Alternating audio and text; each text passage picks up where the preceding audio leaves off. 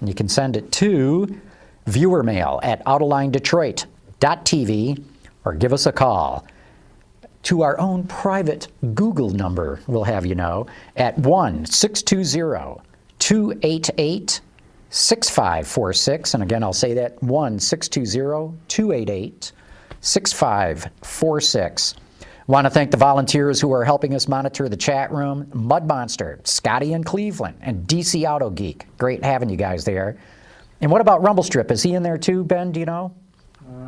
Looking, I don't think he's in there yet. Okay, then I'll retract my thank you to him. Remember, we'll be posting the video of the show shortly after the show. And you can subscribe to the podcast. It'll be in the iTunes store tomorrow for free. Just go to the iTunes store and look for Autoline After Hours. And of course, don't forget you can get our shows on Stitcher, or I should say on your BlackBerry or smartphone via Stitcher. And right now you can win $100 if you go and enroll at stitcher.com/Autoline. And when you register your phone to sign up for Stitcher, just enter the promo code Autoline. You can get the app at the iTunes store or the Android store, and we will get going in a moment here.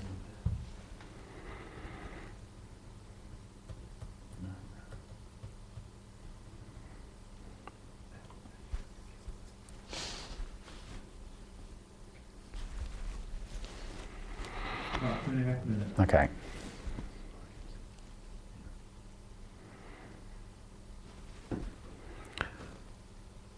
Hey Ben, are these cameras locked off, or can you zoom? They are locked down unless I come out there. Okay, cool. Hey, I just lost my internet connection here. Hmm.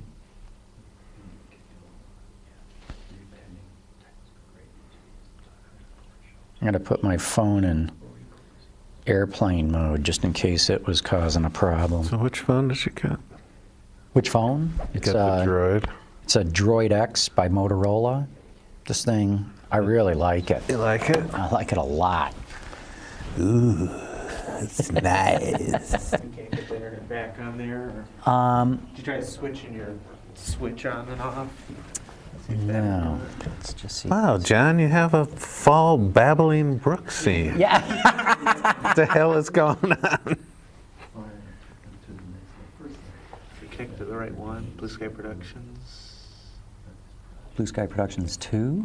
Either one, I think. This is nice. Now, do you miss not having keys? No, not at all, and I'll show you why in a minute. Oh, that's... No, that's all right. I mean, Try it again, because you just got to put in the password.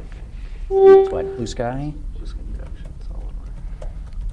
wow. Oh, weird. Why isn't it typing? Huh. It's nice. What's going on? I like the weight of it. I like the size of it. Oh yeah, no, it's awesome, and I'll show you in a minute. Time to start. Just tell me if you can't get on, and I'll print them out. Yeah. So let me know before rapid fire, I guess. Okay. Maybe it'll come back. I'm gonna switch the switch again.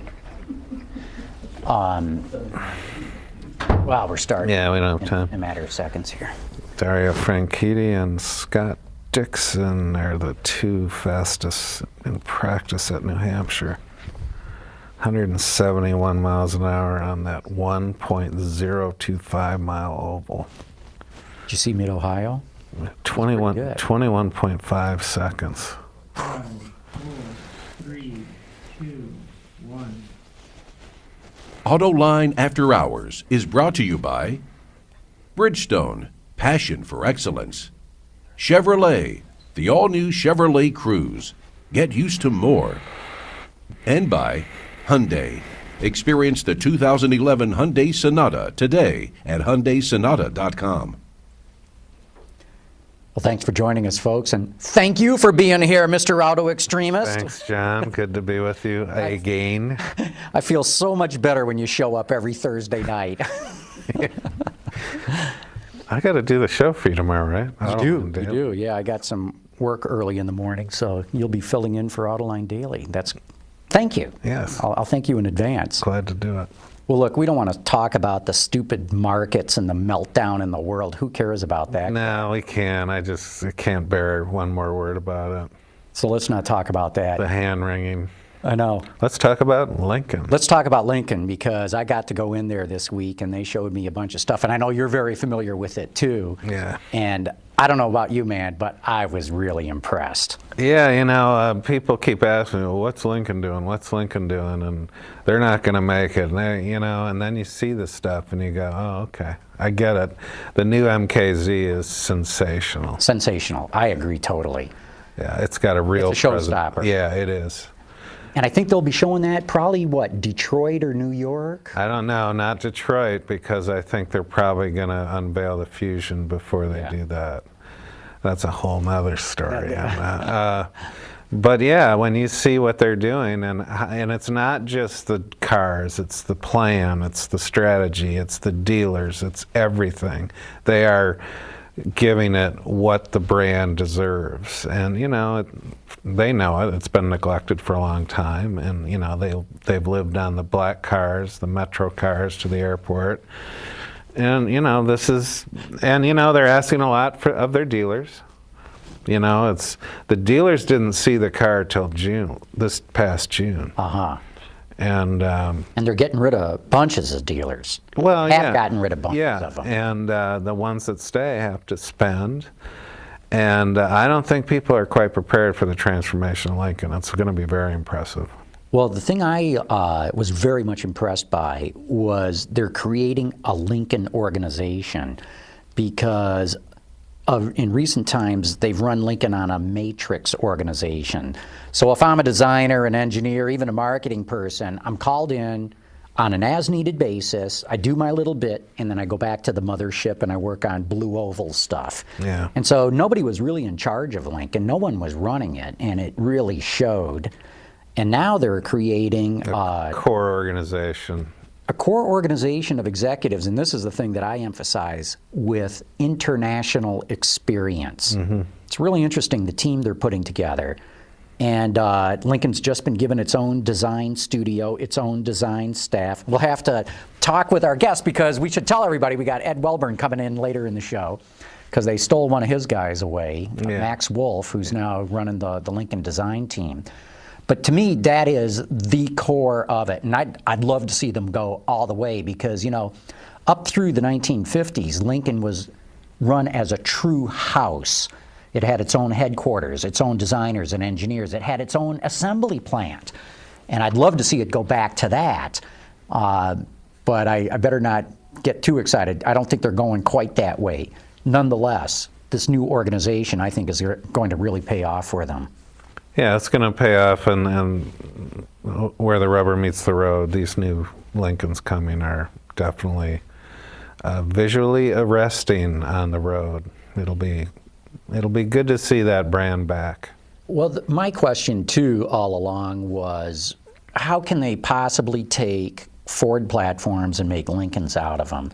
And the thing that I was impressed was they are going to use corporate platforms. However, as I've pointed out before, platform sharing starts to break down when you have top management that tries to take cost saving too far. So you have to use common body side apertures. You have to use common doors. You have to use the whole greenhouse structure. So even if the headlamps and the tail lamps and the ornamentation's different, the silhouette's the same. And people see through that, especially if you're going after a discerning luxury buyer. Yeah. They see right through that. And that's what I was very encouraged to see, is they're going to spend real money on hard tooling to really do differentiation. So the entire greenhouse is going to be different. Yeah, it's exciting to see, and I think especially our listeners and viewers out there, be patient, because it's going to be worth the wait. Yeah, the first car you'll see is the MKS.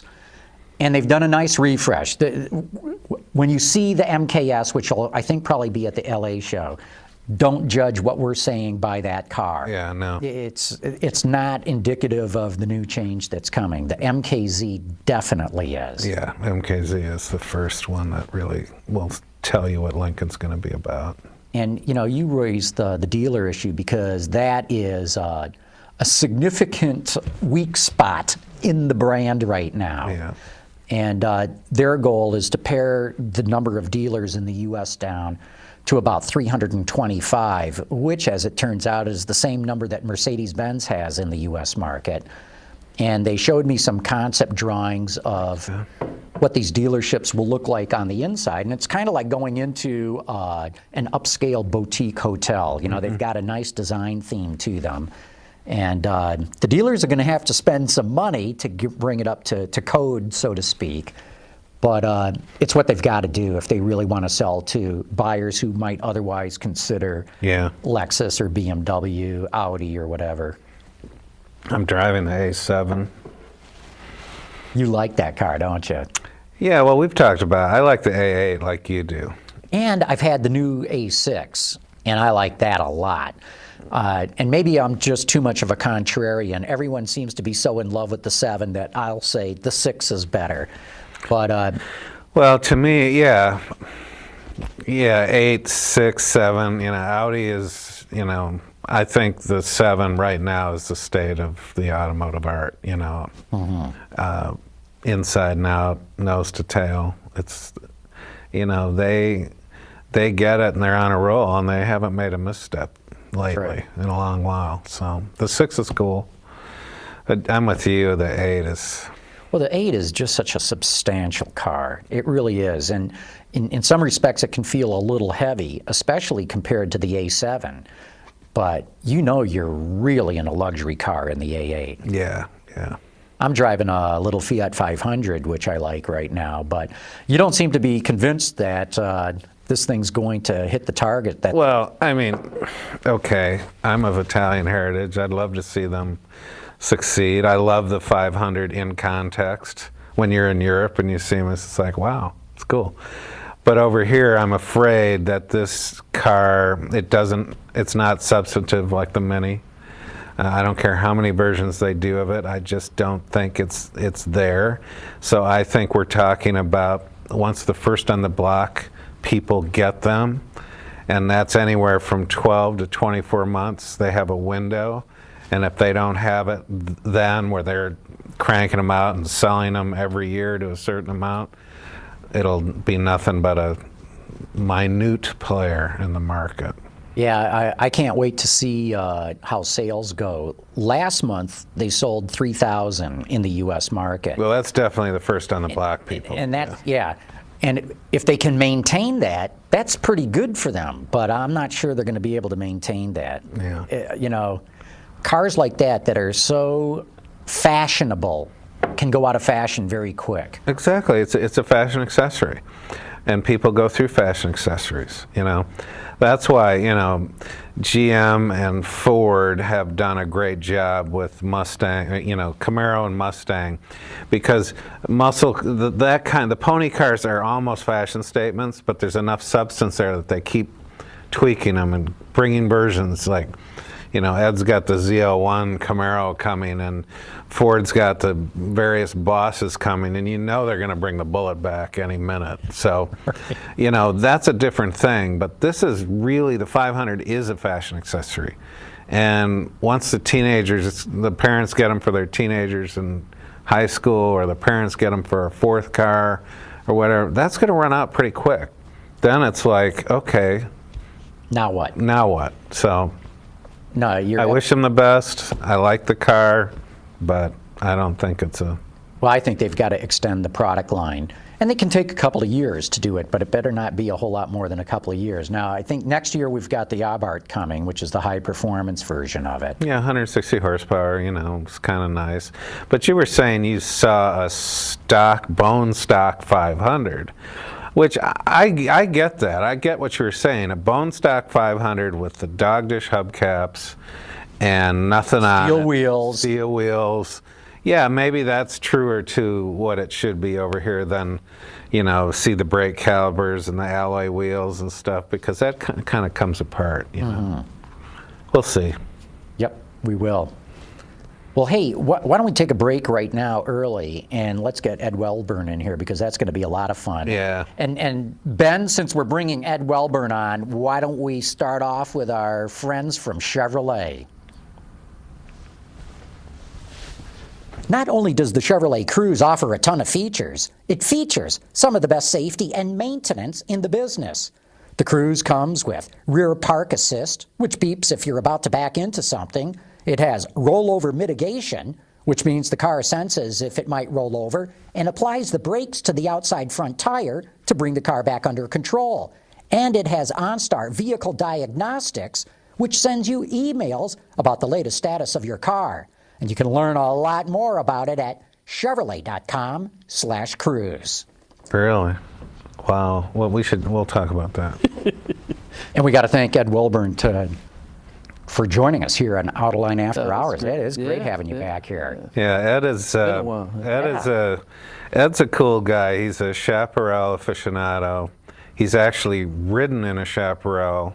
And just in case people don't know, what's a Chaparral? Oh, you know. For this show, we shouldn't have to say what. Yeah, for this show we shouldn't have to say, but you know, they were legendary sports racers in the 60s. The coolest cars, some of the coolest race cars. Coolest of racing all time. cars of all time. Leading edge innovative. technologically. Most innovative. You just never knew from one race to another what they would show up with. Yeah, and Jim Hall was a visionary. Yeah, And- we're not talking about our Jim Hall. No. We're talking about the Midland, Texas Jim Hall, who was a visionary and a talented driver in his own right. And he had a technical curiosity that was pretty much his only rival, I would say, was Colin Chapman in that area. I would agree, and heavily supported by Chevrolet engineering. Yeah, absolutely. Secretly, the whole legend behind it, you know, the secrecy, the innovation. And the fact that every Chaparral had a duplicate engineering. There was a test vehicle at Chevrolet with an engineering number on it. There was that book. So anyway, about 3 years ago, Jim Hall took me for a ride in the 2E. Laguna Seca. At Laguna, God. Oh my God. 3 laps. You know, I was so excited, you know, and I bought a new helmet. I had to get a period helmet, open face, you know, the whole deal. And I get in, slide into the passenger seat. There's no seat belt. And Jim Hall, who reminds me a lot of Clint Eastwood, turned to me and said, I don't think anyone's ever ridden over there before. Probably not in history. And, you know, I was so excited, and we took off, and I forgot all about the corkscrew, and we're racing up the hill and swing around and down through the corkscrew. The thing was, open face helmet, the windscreen's lower on the passenger side. Did you have goggles on? No. And so down the straightaways, the air was coming towards me faster than I could exhale. I could not breathe on the straightaway. Oh, yeah. I had to breathe, take a deep breath on the corners and then hold my breath down the straightaway. It was great. I said, I just don't want to pass out on this thing. 3 laps. Later on, I got to drive it. Oh, you're kidding. The lightest, most agile, fun car I've ever driven. I mean, it's unbelievable how simple, how easy that car is to drive. Yeah, I remember a photo that I thought was at Laguna. It might have been at Riverside with Jim Hall in one of his Can-Am cars, but instead of all 4 wheels on the ground, this thing is nose to the ground. That's in Las Vegas. Oh, is it in Vegas? When he had his career driving Yeah. ending accident. Yeah. Yeah, it was nasty. It was the picture. One of the scariest pictures. Yeah, the It was picture the- is you see the 2G. bottom of the Yeah, the car, the 2G. 2G. Yeah. Yeah, that was really He bad. still has that car. He never reassembled it. But Jim Hall has kept everything. Every one of the cars. You go to the shops, and the cars are there. They're not restored like, you know, Pebble Beach Concourse vehicles. They're all restored like, we have a race next weekend. Yeah, and they run them about once a month. Well, he donated them to the museum. Well, the yeah, museum actually takes care of them. Wonderful museum. And he gave them to the museum strictly on the stipulation that once a year, Yeah. they have to be taken out on a track and driven at speed. That's the only That's stipulation. the Petroleum Museum Yes. in Midland. Wonderful museum. Everyone should see it. He still has Rattlesnake Raceway. I've driven the track. It is a tough track.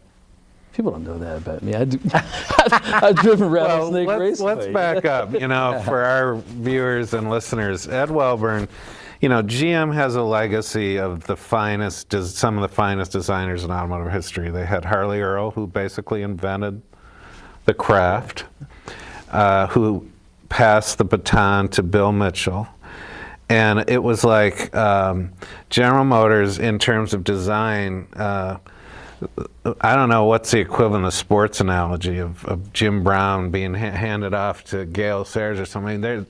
They led the business. There was a reason GM's heyday was in the 50s, in the 60s, and the early 70s when Harley Earl and then Mitchell took over. And, you know, and when you go to, so we should do this in a show, we should go to the design staff and do two things. One, see the lobby, where they have busts of the designers, and then go see Ed's office, which is basically untouched from the time when they first built it, which is an amazing period piece.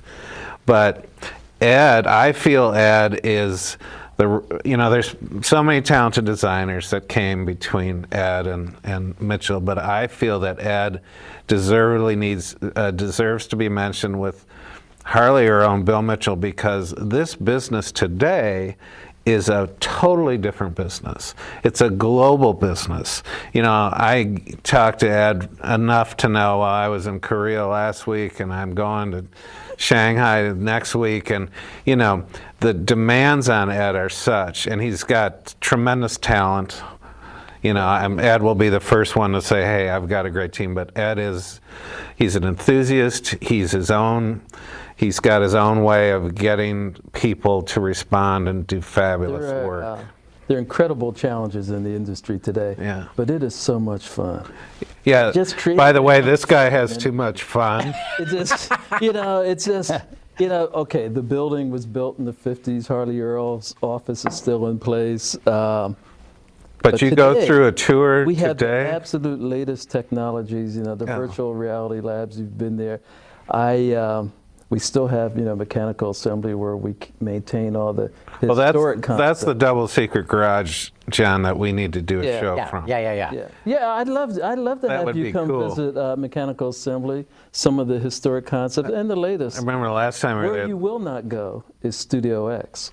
No, you don't be saying that to me, Here I thought you were going to bring All we want to do is a TV show there. Yeah, here I thought you were going to bring the C7 on your little phone and just show John and I for a second before you.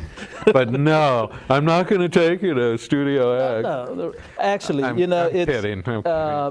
We've got all the layers of security, all the studios, the advanced studios, the production studios. But Studio X was something that Bill Mitchell created to do special projects that he did not want involvement from a lot of people. Oh, yeah. I.e., I'll translate, he didn't want management to know.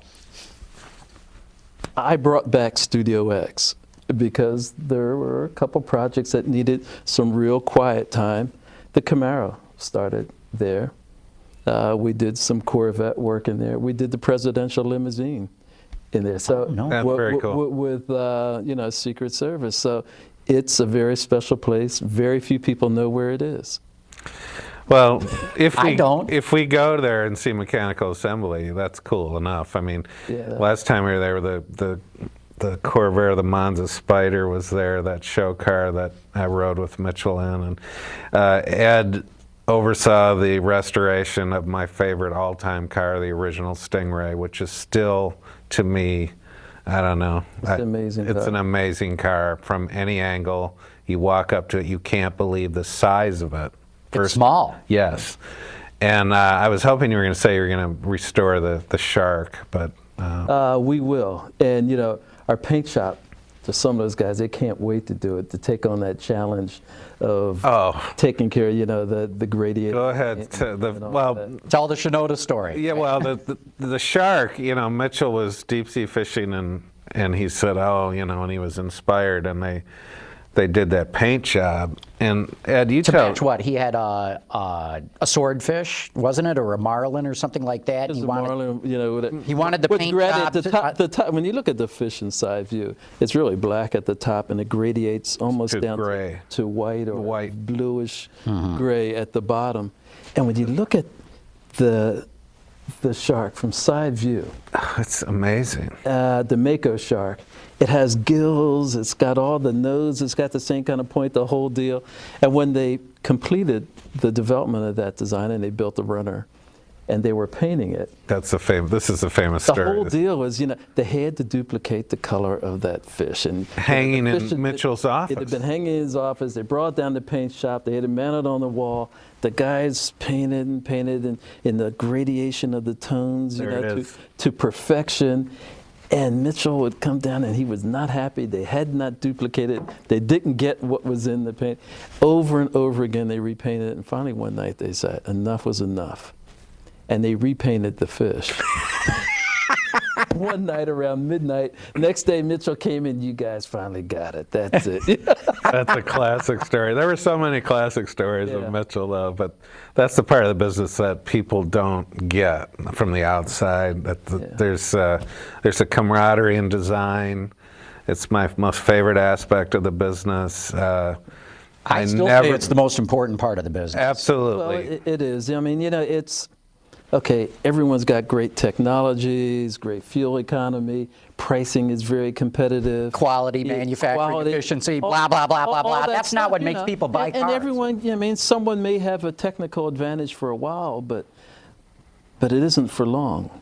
So design really is that great differentiator. It's the ultimate initial product differentiator. And you said it best, Ed, when we've got common technologies. If you have an electric car, if it looks like a clown car or it looks like the Converge, what are people going to buy? They're going to buy something that excites them visually. Design is even more important today and will continue to be well into the future because that's the only differentiation you're going to get. Yeah. And that is the challenge. And, it is such a creative team of people. Very diverse, and having the studios around the world really is a big aid because some of these studios really understand how to develop a small car. That's what they do. Others are experts at trucks or rear-wheel drive, or luxury vehicles, and I think it's a real advantage. Now, a lot of times on certain projects, you'll have studios compete for a design, won't you? Yeah, you will. How do you decide when you're going to throw a car out to all of them to work on, and then how do you decide which one you're going to pick? Yeah, it really depends on the project, and it may be two studios in a competition. Camaro, there were two design teams that competed, and the key is at the end of that they both feel as though they won, and they all feel good about what they were working on. We've done that with several of our projects, not all of them, but several of them. You've gotten global input on the C7, right? It took you only a few minutes to bring up an all-new Corvette. I mean, and of course you have to keep Corvette fresh and do new Corvettes over time. And the idea of it's like a reward. I mean, if you can't get turned on about. If your designers can't get excited about working on a Corvette, then... I just, a couple years ago, I decided to throw it out to every designer in General Motors Global Design. China, Korea, India, Australia, Brazil, here in the States, Germany. One of their idea or their thoughts on a new Corvette, it was fascinating. I bet. It was, these guys, not just what they did, but how they did it and the hours they put into it. They work all evening, all night developing these ideas. It was great. It was fabulous. Well, that's one of the cool things. That's about all I'm going to say about the new Corvette. Any future. That was more than I thought you would.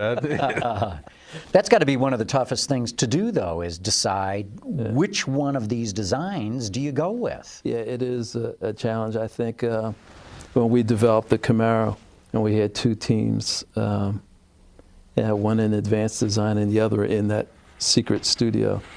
And when the two designs were brought together, that was one of the hardest decisions I ever had to make. I mean, we made the right decision, the car that we've gone forward with and that everyone loves. It's selling well. But that other design was pretty cool, too.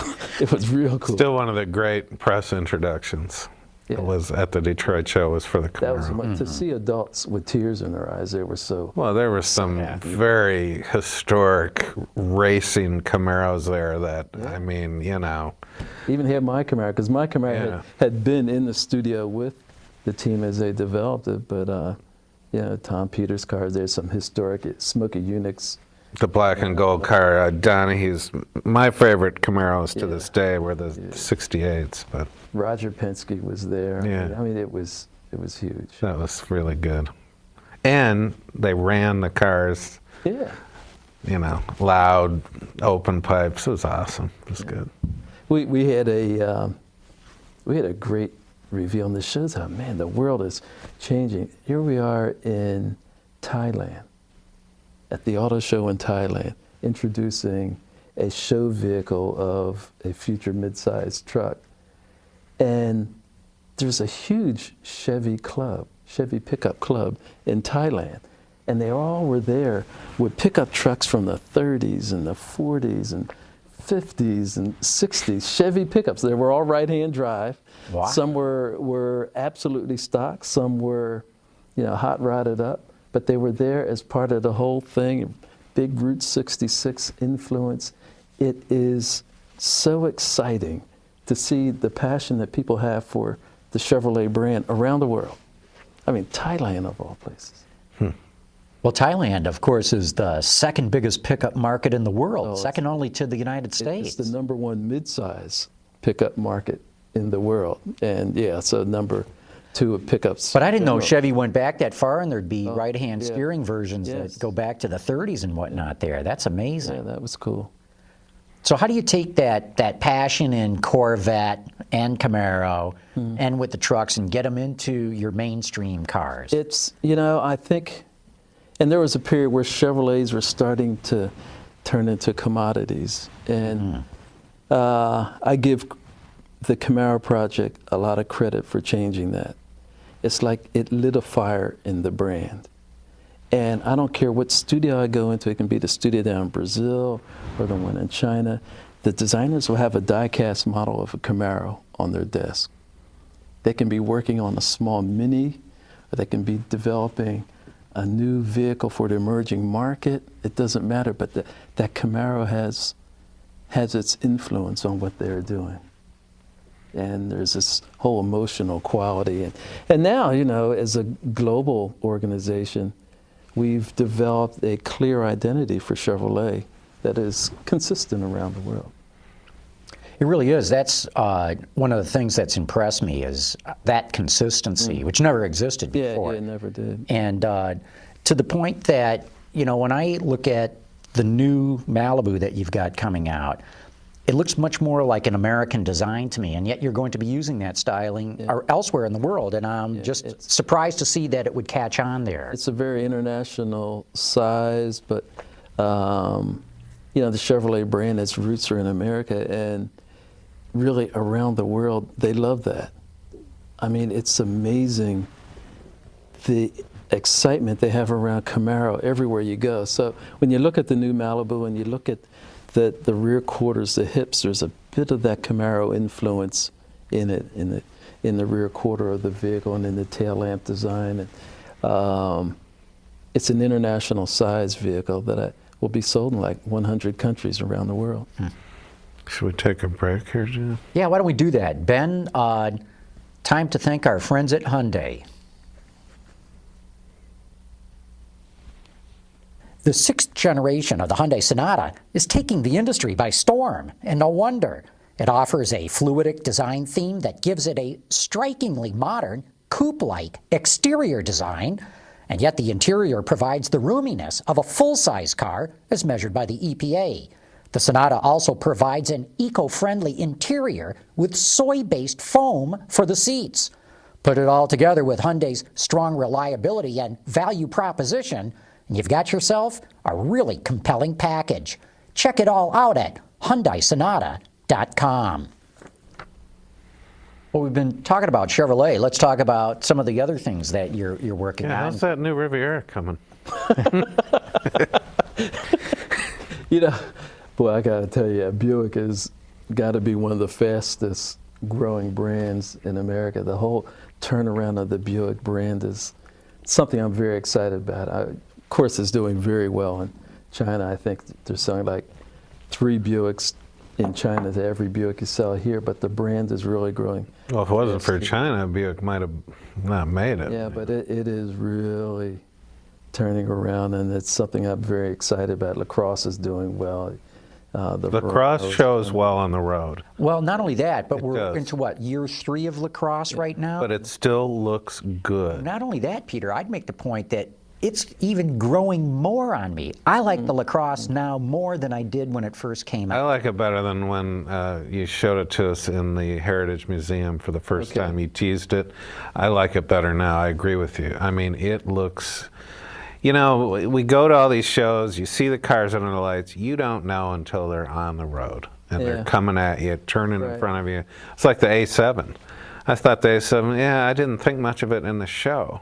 And then one day, one came right in front of me and turned, sun hit it just right, turned, and then went away from me. And it was just like, oh, I get it. And the same with the LaCrosse. I think it's. But what really did it for the Buick brand was, I think if LaCrosse was first, it would have been good, but I think bringing the Enclave first, shockingly different vehicle type. It wasn't a 4-door sedan. It was a crossover, arguably the most luxurious, you know. And well, not only that, but GM is body shape in a crossover. GM is strong in that whole crossover, you know, which is almost pseudo SUV thing. So to establish the new Buick look there, where GM is strong, was the right thing to do. Which is such a big change for the brand. Yeah. To do that first and then follow up with LaCrosse. You know, just keep rolling from there. And the Regals look good. I mean, I haven't driven the high performance one yet, but But the Regal, of course, started as an Opel, so I'm not sure. I think it works definitely as a Buick in this country, but I'm not sure that if it had just organically been a Buick, it would look as it does right now. I think that kind of pushed the organization to do some things that ordinarily they would not have done. So I think Buick has really stretched in a way that they wouldn't have. They're not the normal, you know, 4-door sedans. They're very stylish, very sculptural, very international size. I think the relationship that Buick has with Opel, the benefits can be really huge. The scale that Buick has in China, the benefits are large as well. And so there's more to come. So let's talk about Cadillac. You have the new XTS coming, which last time I was with you, we saw the final production, which I think looks noticeably better than the concept. I mean, you have to see it to get it, but what you did on the C-pillar was a significant improvement, and you have to be excited about that, because I actually think that XTS is going to be very well received in the market. I really do. First of all, I think you'll get some core Cadillac buyers to come back. But I think it's got the right substance for Cadillac, you know. Well, thank you. That's good to hear. You know, CTS has been very good for the brand, and we've expanded the CTS lineup with the coupe and the wagon, but until you have a large vehicle, you know, the brand isn't complete at all. And this is a very contemporary large sedan. You know, great interior space, not excessive in its dimensions, and we were surprised how well it was received when we had it at the Geneva show in Europe, and certainly in China they're looking forward to that large car. Yeah, well, I mean, let's face it. I mean, I love the CTS. I think the CTS Coupe is one of the most stunning production cars that's come along in years, and it will be, I think, considered that many years into the future. You're driving one tonight, aren't you? I drive it all the time. I even drove one through the winter, but I mean, I absolutely love the car. I love the statement that it makes for the Cadillac brand. I love the way the vehicle happened, you know. It was I love the fact you're racing it too. The race car looks awesome. We raced the car. When the car was developed, it was, you know, the team was completing work on the sedan. And one of the designers came to me with an idea. He just said, you know, I got this idea for a coupe, you know, and the coupe market is not very strong here in the States at all. Yeah. But the thing was, it was so hot, his sketch, and we developed a scale model and then a full-size model, and developed it, you know, really worked this thing out before we sprung it on management. It wasn't something that came out of a marketing initiative or product planning or anything. I have all the respect in the world for what they do, but this didn't come out of that. It was just this one designer with a hot sketch. And I like to have an environment in which people feel free to, you know, bring me your ideas, let's try these things. And that's how it grew. Yeah, and you sprung the concept at the Detroit show. And, yeah. you know, to me, it harkens back to the heyday of GM in that Mitchell's, I think, brilliance was bringing concept car look and feel to mainstream America. Yeah. That CTS coupe looks like a concept car on the street, whether it's the regular one or the V. It just has that look, and that's what Mitchell was brilliant at, in my estimation. He brought this concept car look to the mainstream better than I was very confident that the V version would look great on the street, but even the base coupe seems right. You know, it's got an exaggerated proportion, and there are things about it that may violate the norms, the visibility and things but the car is strong. It's nice to see a point of view. Well, what I like, what you're saying here, Ed, is you and one designer worked out this concept, because it goes back to what we were saying earlier of design is king. Design is what makes people stop and stare and say, oh my God, I've got to have that. None of the other stuff does it. It's design that does it. And you don't get great design out of committees. You don't get great design out of clinics and market research. You get great design out of vision. Yeah. And I love hearing that you will allow your people to bring vision to you and then try to work on bringing it to production. You've got to have that kind of culture in which people feel free to come forward with their ideas. That's how that vehicle happened. And a leadership that, you know, really welcomed the idea. I mean, you know, it was well thought out, and they recognized, you know, the value in it. It's, you know, there are some design organizations, not just in the auto industry, but throughout industry, in which design is kind of a service, and others where they're true partners. And I feel as though at GM, design is a partner. I'm on Dan Ackerson's executive team, you know, the executive committee. There are meetings that I'm in that the focus isn't really, it's not a design review, but design can have an influence. And we're now at a point in GM design where we're having an influence on the aesthetics of everything in the company. The auto show displays. I'm telling you, that's good to hear. And shareholders should hear this too, and I'll tell you why. Because when you have management that's just financially running the company or just looking at the numbers, all it does is capture cost. That's why they call it cost accounting. All it does is capture cost. It does nothing at capturing value. And something like a CTS coupe can absolutely transform the public's opinion about what Cadillac stands for and make it aspirational. And no amount of spreadsheets are ever going to get you to that solution. And every brand really needs that kind of iconic vehicle, that kind of statement. Yeah, absolutely. So talk a little bit about the ATS, too, the small car that you've got coming. I can't really say anything. Well, come on, you've showed us that a couple of years ago. Yeah, I've seen it. Let's you and I talk about it. You guys talk about it, and I'll listen. You know, tell me about it. Well, you know, the Cadillac strategy, the CTS is going to get a little bigger, so it's more like the 5 Series. You've got the XTS, which is, you know, a little bigger than that. And fascinating concept. Yeah, and the ATS comes right in at the 3 Series. Funny how that works. But I thought it was a little bit smaller than the 3. Yeah, it is a little smaller, but it looks, I will, to all the people out there, it looks good. It looks like Cadillac. Nice try. I'm not.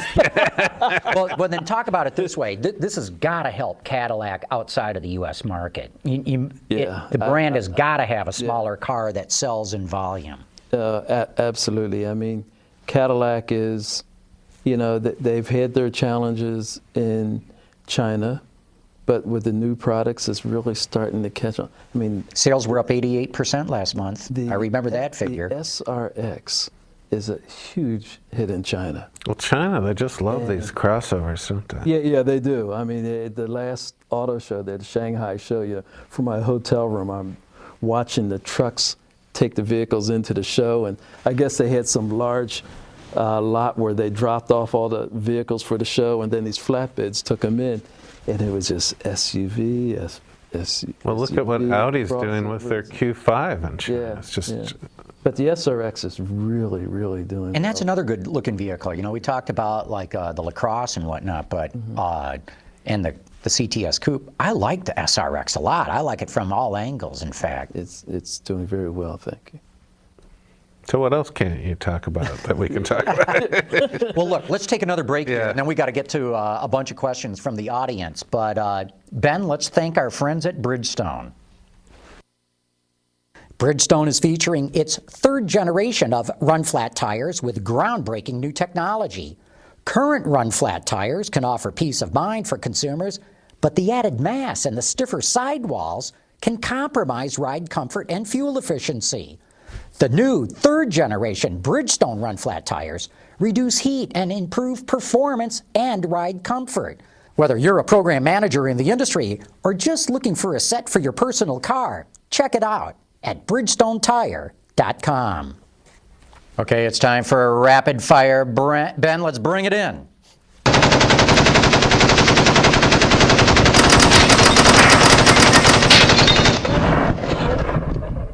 Boy, so many questions here. Let's just jump right into them. Field says, any chance for a Buick Regal version of the Insignia Sport Tourer?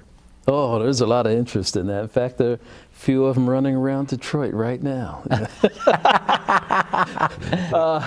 I mean, there's so many cars we're bringing to production. I mean, this has got to be the busiest time in the history of the company. Our studios globally are running flat out. And think about it, you got rid of 4 brands. Yeah. And you're still running flat out. We're running flat out. Okay, Baja Busta says, was the CTS Coupe designed in Studio X? No. The CTS Coupe was done right in the Cadillac studio. Bob Munson was the guy who did the original sketch. I mean, I'll never forget that sketch. Scale models were developed quickly, full-size model.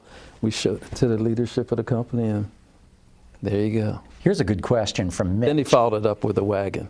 Go ahead. Mitch wants to know, are there elements in a design that are especially difficult to get right? And he asks, why does a car look different when it's moving compared to standing still? Yeah, you know, it's every time in the development of a vehicle, at each step, it's like I'm seeing it for the first time. You know, the first time you see that hot sketch, you get excited, and then when you see it in scale model form, and then the full-size model on the patio, and you want to take it outside and have it revolving, you know, on the turntables.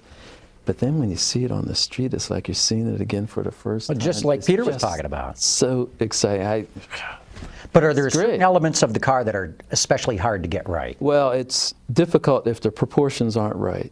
If it's not in the architecture, if you don't have the enablers to get the relationships of wheelbase to track to body to overhangs, if that's not right, then it's extremely difficult. So that really requires, it requires a strong vision for what you want in the design up front, and then great collaboration with engineers. I mean, you know, engineers and designers, there's always some friction, but when you have that collaboration, then you can get the architecture right, you get the elements right, and it's much easier than to style the vehicle. We've got a lot of phone calls coming in. Ben, let's get to the first one. My question is for Ed Welburn. Could you possibly give us an abstract description of what you see the C7 being and how it differentiates itself from the C6? I'm a 3-time owner of Corvettes, 2 C5s, a Z06, and now a C6 Coupe. And I love it, and I'm anticipating the C7 release. That's Jonathan. And any information that you could give us, I understand it has to be in total abstract terms, But if you could, is it going to be, smaller, lighter? No, I can't do that. I can't tell you. I'll answer that for John. But I got to tell you, I am so excited about what we're developing. I really am. I'll answer that. And it's a huge challenge to do. Everybody wants to design a Corvette. Then once you get into it, boy, it is not easy. But the relationship between design and engineering on this one, we all realize it's time for significant changes, and yet you got to hold on to some elements that make a Corvette a Corvette. I mean, there's a crowded market out there, and it needs to, the essence of what makes a Corvette's got to stay true, but we also need to appeal to, I think, a younger market. So Peter, what's your answer? The C7 is kind of a transition car, but it will be, design-wise, it'll be pretty cool, very cool. Slightly smaller, but we're not talking very much smaller. Lighter, and the detailing, the interior, the cockpit, everything else will be very contemporary. So the audience knows he's trying to bait me. No, I'm not. I'm not. Debating whether or not it's going to be like that or something else. I don't want. You don't need to say anything. Nice try. You don't need to say anything. But that's pretty much what we're talking. Now the C8, that's a whole nother thing. And that didn't say anything about that. DC Auto Geek wants to know, in your opinion, Ed, what drives people to buy one truck over another? Powertrain or design? I think reputation is a huge part of why someone buys one truck over another. There's an emotional connection that's there as well. Are they really turned on by its scale and its muscles and all of that?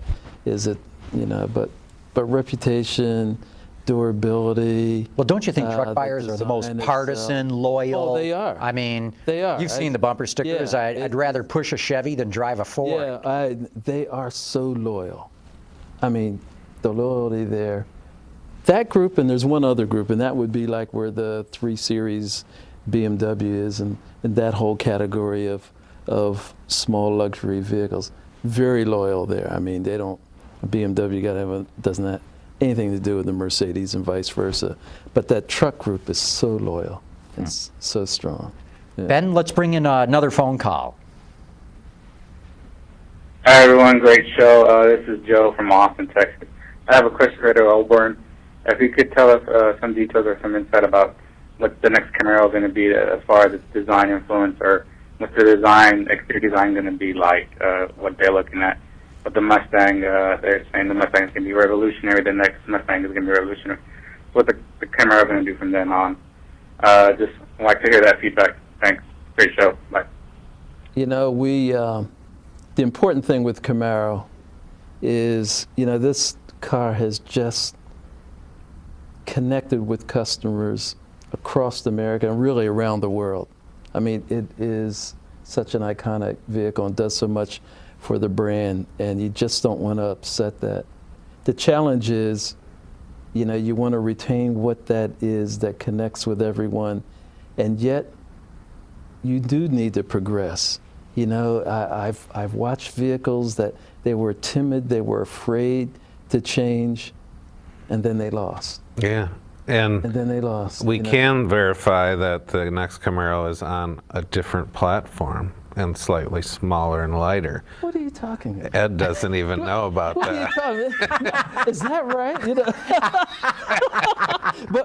But the key is right now, with the car that we've got, you continue to keep it fresh, you continue to move it. There are new additions that happen. Yeah, we have this competition, which I think is great, between Camaro and Mustang. Yeah, I love that competition. The business needs that. But you don't want to lose sight of that base vehicle and keeping it fresh as well. And so that is important. I don't know if I successfully dodged this question about next generation, because I can't talk about the next generation. That's okay. That's why Peter's car, here. But boy, I mean, there's a soul that's within Camaro that is so important You know, that we retain. it's funny, historically, you know, the Mustang came out when it debuted. I mean, hundreds of thousands of them sold. And then everyone was waiting for Chevy's answer. And then the Camaro came out, and it was just like, wow, that's very cool. And then the Mustang, you know, back and forth, back and forth. Now you have the upper hand, the Camaro. Now it's in Ford's court because they're working on their next generation Mustang. It's great. It's part of the business, and I'm glad it's still going on. Yeah. No question. Another question from Bob McElroy. Maybe he pronounces it McElroy. He's not any relationship to me, but he's got a good question, and I'll have to pare it down here. And others have asked this too. How about some great interiors that are not black?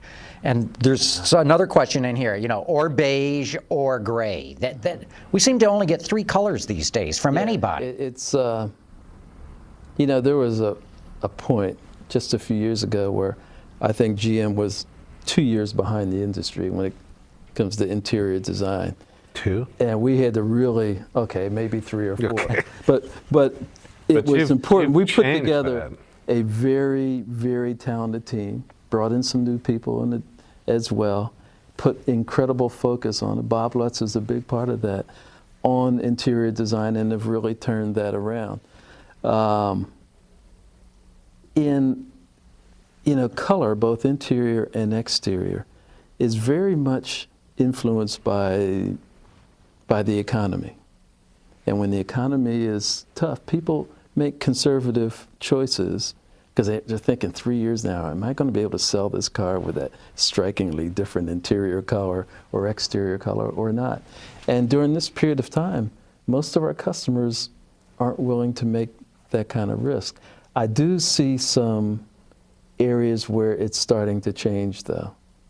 And you know, the CTS that I'm driving, that CTS V, I mean, okay, it's got all black interior, but it's got that insert that is got, you know, the splash of color in the interior, and then the contrasting stitching that really adds a lot of energy to the interior design, something we would not have done a couple years ago.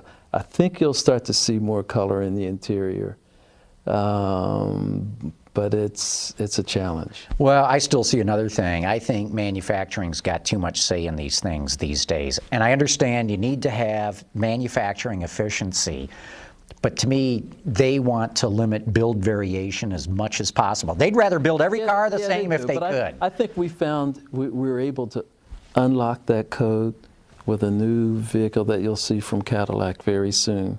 And you'll start to see a lot more choices in the interior. We didn't even talk about the Uber Cadillac. No, we didn't. The Prestige sedan for $135,000. Does Peter have to tell you about that car too? It doesn't exist. Forget I even said it. Let's bring in another phone call here. We got a bunch of them. Another phone call. Hi, this is Jeff W. from Albany, New York, and I have 2 questions for Ed. One is I would be interested in knowing what classic cars he has in his personal collection. And second, I would be interested in his opinion if we will ever see a Riviera or a Riviera-type vehicle offered by GM again. When I say a Riviera-type vehicle, I mean a big, beautiful 2-door luxury sedan that can comfortably sit 4 people. Thanks, bye. Yeah, it's, you know, Rivieras. I mean, I love Rivieras. That's, you know, when I turned 16, my father had a Riviera 65 Riviera. Oh, boy, that was a stunning car. And I loved that car. I got so many tickets driving that car. I mean, but I loved it. You know, this personal luxury car with that great console, and you know, it sounds bizarre to say. Shift, yeah, it sounds bizarre that you could blend a Rolls Royce with a Ferrari and get a great design, but Bill Mitchell did it with that car. And his personal Riviera that he drove, the Silver Arrow, was stunning. I mean, he chopped the roof even further.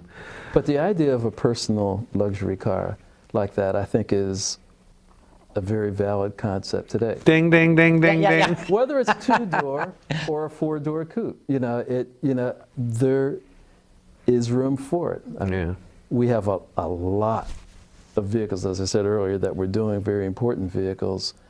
I would love to do a Riviera. Yeah, There are many of us who would love to do a Riviera. Shed some light we'll on. do that?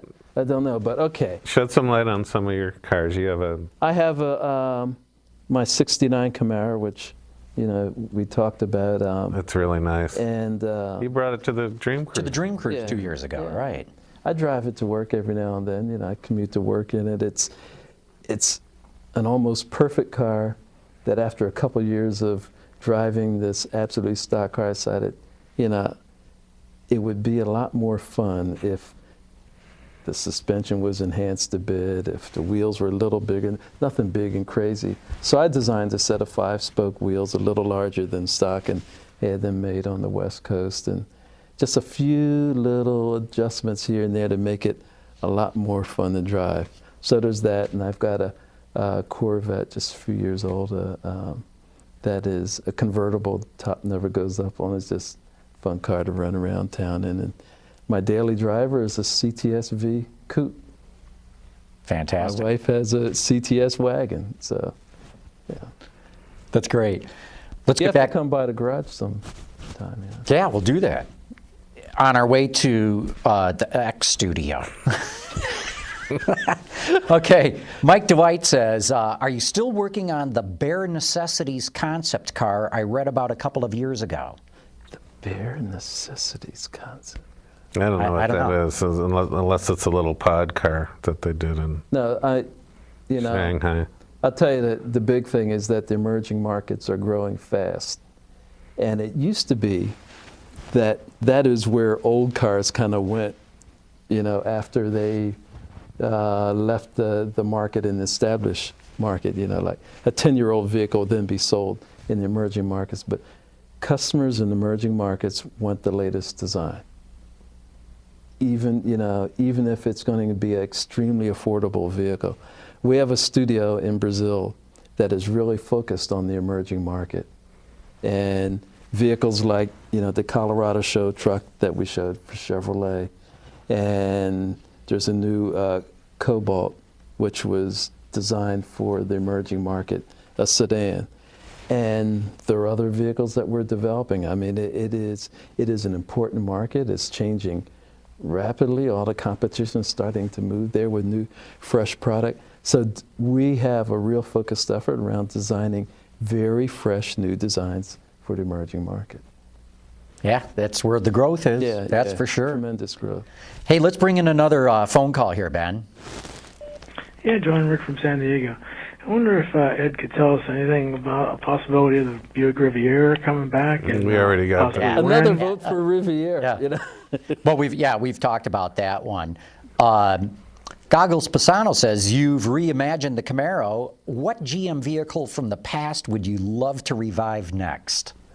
Other than the Riviera? Other than the Riviera. Yeah, Riviera would really be one of those vehicles. Well, plus the market is welcoming, like you said, and may not necessarily be a two-door coupe. It could be the four-door coupe to go against a modern interpretation of that personal luxury vehicles, what I think we're talking which about. would go wonderfully against the A7 and the CLS Mercedes, because I know if they'd execute it. Yeah, just but right. we certainly, I mean, it's a car that I'm very interested in, but I mean, there's so many other products that we're working on right now that we'd have to wait for that one for a little bit. Can't do them all. Can't. Can't do them tomorrow either. Although I want to, you know. Everybody does. Yeah. Joseph says, I hear some complaints about how the high belt lines have gotten, or how high the belt lines have gotten. Yeah. Camaro being just one example. How long will this high belt line be the style? I think it really depends on the category. I don't think there's not a formula for design. There is no one form vocabulary or proportion that works for everything. You know, Camaro's got a high belt, and Price of we'll $300. continue to have a high belt. Is that whole proportion, that relationship of the upper to the lower, that is very important. If we drop the belt on the Camaro, It would look goofy. it would turn it into this two-door sedan, Yeah. and no one would be happy. I totally agree. And sort of along these lines, Right Knight wants to know, could you see the return of the tail fin at Cadillac? And you kind of have a little bit in the SRX taillights. Yeah, it's back. You look at the SRX, there's a hint of a fin. CTS Coupe. CTS Coupe. You know, just the fact that we have vertical tail lamps, that is all a link to the fin. We'll never bring them back. I don't think we'll ever bring them back. Well, not like to the degree, fins, like, you know, not like the 59, right? 59 or 60, but there's a hint of a fin on every Cadillac that we develop. Well, you know, when you look at the Le Mans cars this year that Audi and Peugeot had, they had fins going down the middle of the car. That was required by the FIA. That's required, but what I'm getting at is, as I think cars get to be more aerodynamic again, there are certain things that you could use that would be legitimate. At the tail of a vehicle, a strong vertical line at the corner really helps from an aero perspective. Call it a fin, just call it a good strip or whatever at the tail of the car, but it really helps. I mean, Volt has a strong vertical line that really helps it from an aero perspective. You want that crisp separation point. Well, those Le Mans prototypes also had vertical LED lights in the back. Did you see? Which you could see at night. Yeah, that was awesome. The Le Mans cars are really cool. I've always had this love for the cars that run at Le Mans, the endurance cars. Well, don't forget, for your viewers out there and listeners, Ed was the principal guy behind the Aerotech, which was a stunning car, which could have easily sat on the grid at Le Mans.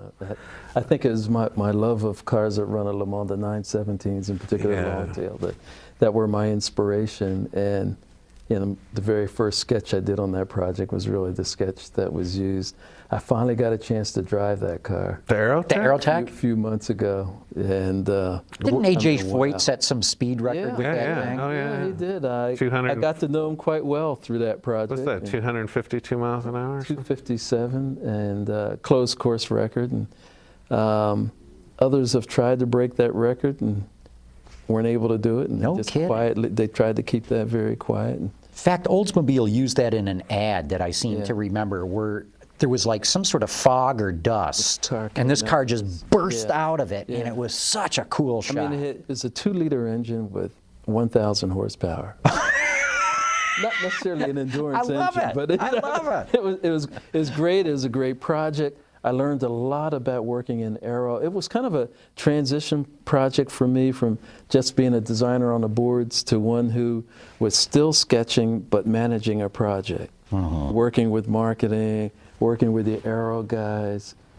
working with this Texan named AJ Foyt. He and I actually got along quite well, and he gave me this pair of great ostrich skin boots, Tane Lama boots, when he set the record. And those records still stand. And I finally got to drive the car last year.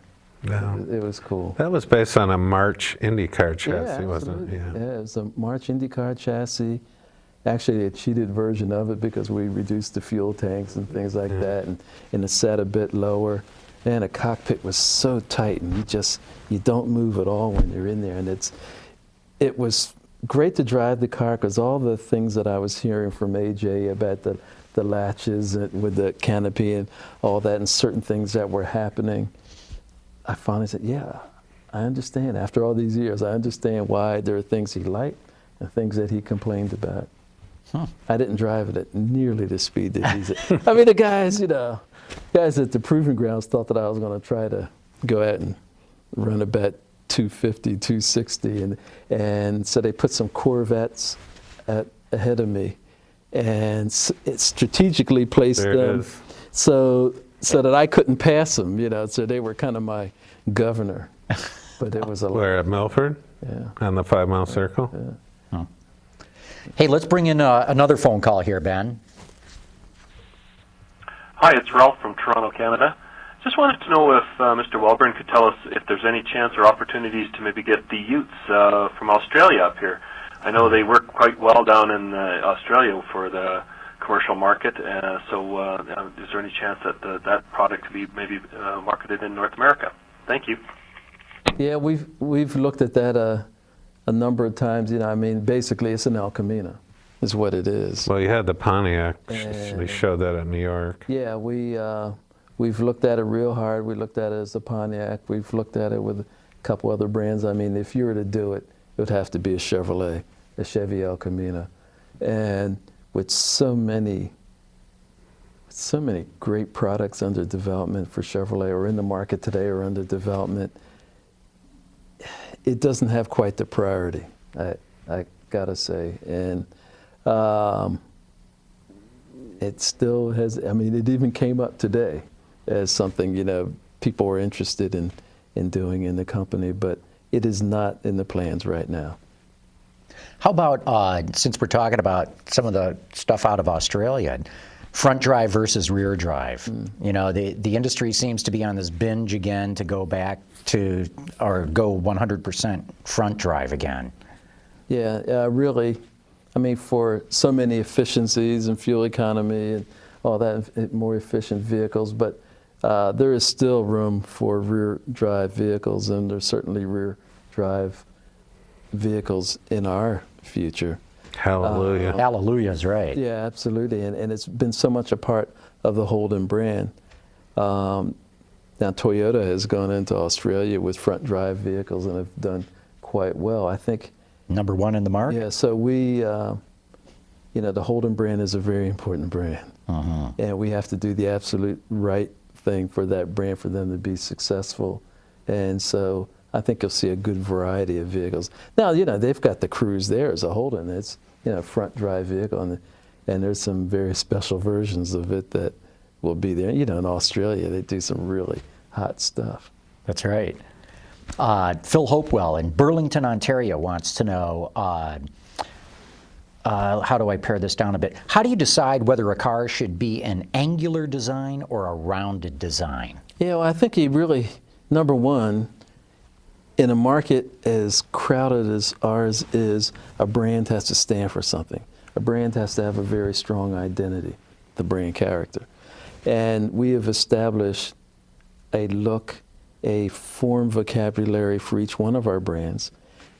It will evolve over time, but you know, don't look for a very rounded Cadillac in your future. I mean, that very angular art and science form vocabulary for Cadillac will continue. The hard edges on the fenders. Now, it will become a bit more sophisticated. That form between those creases will become a bit more sophisticated, but I think it is important for Cadillac to retain that art and science form vocabulary, not to, you know, step into the same area where other luxury brands would be. Customers are looking for distinction, and we'll keep it. And that's true for every one of our brands. We've worked hard to establish a very clear identity for Chevrolet globally. Before we were a global design organization, all over the world, Chevrolets were different things, you know, different markets. Now we have a very clear identity for the brand. Buick has a very strong, very fluid, romantic form vocabulary for it. GMC has got a very strong identity. You know, it's just this industrial precision. And with a market as crowded as ours is, you have to have an identity that really stands out. And you do have to be sensitive. I mean, just you need to evolve that look over time, but not just jump from one to another. Okay, let's bring in another phone call here. Yes, my name is Clem Zarofsky. I'm from Delmont, Pennsylvania. I'd like to ask Mr. Welburn, why does GM insist on making all their cars look like four-wheel drive trucks? Even my 2008 Corvette has 2 or 3 inches of gap between the top of the tires and the curve on the fenders. If you look at foreign cars, Mercedes and such, their cars, the body sets down over the top of the tires for a better-looking stance. I'd like to hear his opinion on that. Thank you. Yeah, you know, there are 2 ways of dealing. I mean, your tire is going to move. There's the whole movement of the tire, the suspension in a vehicle within the body shape. And there are 2 ways of dealing with that. You either have a taller wheel opening and you can get the tire at flush to the body and the tire will move within that envelope, or you can move the tire in or the body out and bring it down lower, and you can get the move. We cannot have interference between the tire and the sheet metal. So there are two ways of looking at it. You can make the body wide with a narrow track and get it down low, or you can keep the body in trim or a great relationship. I prefer having a great tire-to-body relationship that is flush. It does mean a somewhat taller wheel opening, but it's a much leaner, more agile look for a vehicle. We had cars that had low wheel openings, but they were very heavy, ponderous vehicles. I'm not saying that those brands are heavy and ponderous, but that's not the way we're going to develop our designs. I think we got time for a couple of more here. Let's bring the next one in, Ben. Hi, John. This is Oscar Rutherford from Greenville, South Carolina. I just wanted to point a few things out about who's number one in the world. When you go to GM China, you can include SAIC GM because they now own 50% of it. But the real kicker is now GM is Uzbekistan, which GM has been bragging about as their golden egg now. GM only owns 25% of that company, of that organization. The other 75% belongs to the government, and that includes a majority of their sales from Russia and Eastern Europe. So you take those out, Volkswagen could already be number one in the world.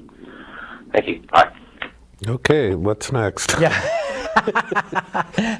You want to take that one? I mean, you were so eager to talk about. That wasn't a question. I was just like. He raises a point, but I think what he's referring to is some data houses argue that GM should not count the sales at Wuling in China because it's a minority owner in that. But yeah, how many angels dance on the head of the pin? Ben, let's bring in another call here. Hi, this is Bridge in Port Washington, Wisconsin. Ed, you're a hero. If GM survives, you'll go down in history with Harley Earl and Bill Mitchell. I was just wondering if there's ever going to be a high-volume two-door. I know it would have to be front-wheel drive. I think it might be a necessity with CAFE standards. Thank you.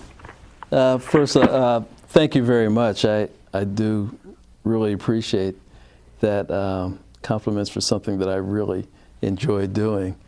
A volume two-door vehicle. We are a number of ways of looking at that, and we are certainly studying that right now and really looking at, in a very different way, what young people are looking for in a vehicle.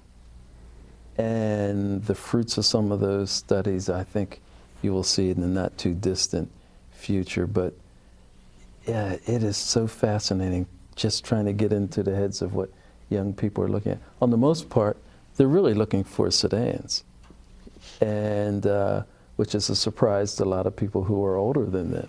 But young people travel in packs. Yeah, whether it's exactly right. Young girls, they have all their girlfriends with them, and guys that got their boys with them wherever they're going. And so a four-door or a five-door really meets their needs much better than a two-door. And it's usually someone older than them that thinks young people want a little two-door coupe. Well, no. Now that's true in the U.S. market. Is it true outside of here too? Very much so. And in some markets, the two-door is really considered, it's cheaper if you only have two doors instead of four. But in so many markets, you've got, quite a few people that ride with this. And so the two-door market is not that huge. When you look at the desire for a Camaro, it's a two-door, and it does quite well globally. It's still not a super high volume vehicle. We continue to look at it, and we have some very, very fascinating studies going on now. But on the most part, I'd say, customers would rather have a four-door or a five-door. I mean, even with trucks, they prefer more than two doors. That's right. Well, look, this is probably as good a time as any to wrap it up, but Ed Welburn, thanks for stopping by for Autoline After Hours. This is awesome. Well, I enjoyed this is really good. time with you guys. Yeah, no, this is really good. And anytime you want to learn what's going on in the company, you just come here and Peter will fill you in. And Peter, always great having you here, of course. Great to be here, John. And then we got to remind everybody, next week we're down at the Dream Cruise. We'll be webcasting live Thursday night, so it's not the official Dream Cruise, but it should be a pretty awesome time down on Woodward next week. And of course, I should remind everybody that you can always friend us on Facebook at facebook.com/Autoline Detroit. Follow us at twitter.com/Autoline. Check out Peter's stuff at autoextremist.com or follow him at twitter.com/Autoextremist or facebook.com/Autoextremist. Tomorrow night, we've got Open Line, the podcast going up, Roundabout, excuse me. In fact, Christian Conover from Roundel Table, which is the BMW podcast, he's going to be the guest host for Roundabout tomorrow night. And we're still working on improving our website here, and we'd love to have a few more people check out our links. If you're behind a corporate firewall, drop us an email. We'd love to use you as a guinea pig. Send it to viewermail at autolinedetroit.tv, and we've got some experimentation that we're doing with our website, and we'd like to make sure it gets through the firewalls. Don't forget, too, you can always get our shows via Stitcher on your BlackBerry or smartphone, and you can win $100. Just go to stitcher.com/Autoline, enter the promo code Autoline, and you can get the app at the iTunes or Android stores. And thanks, everybody. We'll see you next week. Autoline After Hours is brought to you by Bridgestone, passion for excellence. Chevrolet, the all-new Chevrolet Cruze. Get used to more. And by Hyundai. Experience the 2011 Hyundai Sonata today at HyundaiSonata.com. I'll show you the coolest thing about this phone and why I don't need a keyboard on it.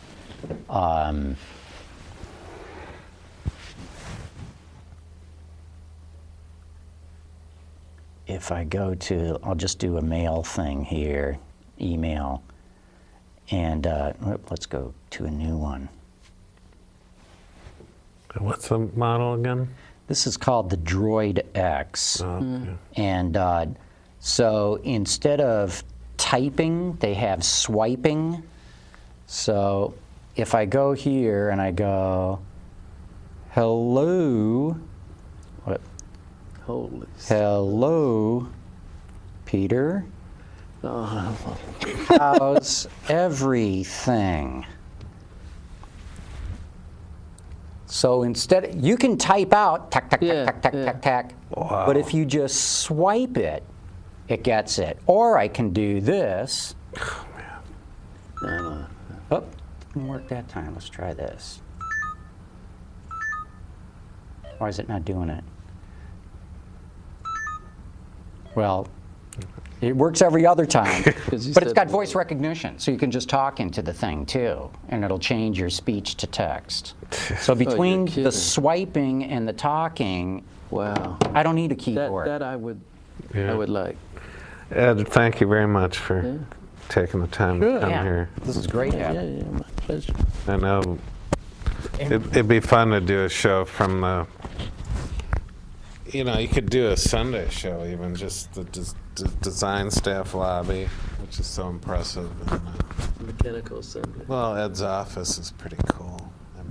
I think it'd be cool to go do a TV show at the Tech Center and talk about, you know, how Saarinen developed the whole thing, show some of the old stuff, go into the design lobby, go into your office, and just talk about. Yeah, Susan Skarsgård is really. She has a whole presentation on the development of the Tech Center, to Saarinen architecture, the whole thing. Was it Eero Saarinen? Yes. Because I know there's several Saarinens, and I never know for sure which one. Eero was the son. Mechanical assemblies, very cool. Yeah. That's where you start to put all the concept cars together? That's where we the maintain the historic concepts. And the latest concepts are in for repairs. I mean, they get beat up on the show circuit, and they go back I through. mean, last time I was there with Ed, I mean, we stumbled the Sebring Spider, which Mitchell took me for a ride in, and the original Stingray, and the concept Stingray for the Monza Transformers. GT's in there now. Oh, man. And the, With the and the Pegasus. Yeah, the Monza GT and SS with the Chaparral front ends on it. Yeah. Oh, yeah. I mean, plain as day. Wow. The Pegasus. What's Pegasus? I don't know. Pegasus was a Firebird. Yeah. Bill Mitchell built a custom-bodied Firebird, very much influenced by Italian design, in its particular the front end, and it had a Ferrari engine in it because he loved the sound of Ferrari engines. And Pontiac got so pissed off they didn't want, they wouldn't let them show it at auto shows or anything. But it did get them to put a higher Super Duty engine in their Firebird to be faster than his car. So then he gets a hold of Enzo Ferrari, and they ship him a